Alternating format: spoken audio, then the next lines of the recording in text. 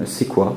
Alors, NDDL News Game, c'est un jeu qui va traiter de l'actualité de Notre-Dame-des-Landes et qui propose aux citoyens de se glisser soit dans la peau d'un pro, soit dans la peau d'un anti-aéroport et d'essayer de jouer avec les arguments des uns et des autres.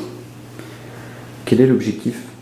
Alors l'objectif, il y en a plusieurs. Soit éventuellement, si on n'a pas d'avis déjà sur l'aéroport, on peut se faire un avis en essayant de voir est-ce que je suis plutôt à l'aise dans les chaussures d'un pour, est-ce que je suis plutôt à l'aise dans les chaussures de quelqu'un qui est contre l'aéroport. Si on a déjà un avis, c'est aussi un bon moyen de conforter son avis en découvrant de nouveaux arguments, ou alors de se dire, bah, tiens, je vais essayer de me mettre dans la peau de l'autre, de la peau du camp adverse, et voir effectivement s'il n'y a pas des arguments qui pourraient être aussi un peu pertinents, ou si vraiment je suis vraiment à l'aise avec mes convictions.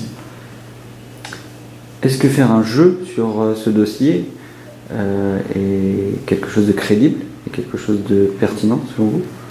Alors oui, alors le jeu, l'avantage de la forme du jeu, c'est que c'est une forme qui permet de se projeter. On va vraiment jouer l'actualité, on va devenir acteur de cette actualité, on se positionne du côté pour ou du côté contre. Et étant donné que ça reste un jeu, même si c'est inspiré d'un jeu réel, tout le déroulé, tout ce qui va se passer dans le jeu, au final, a un impact fictif dans le jeu.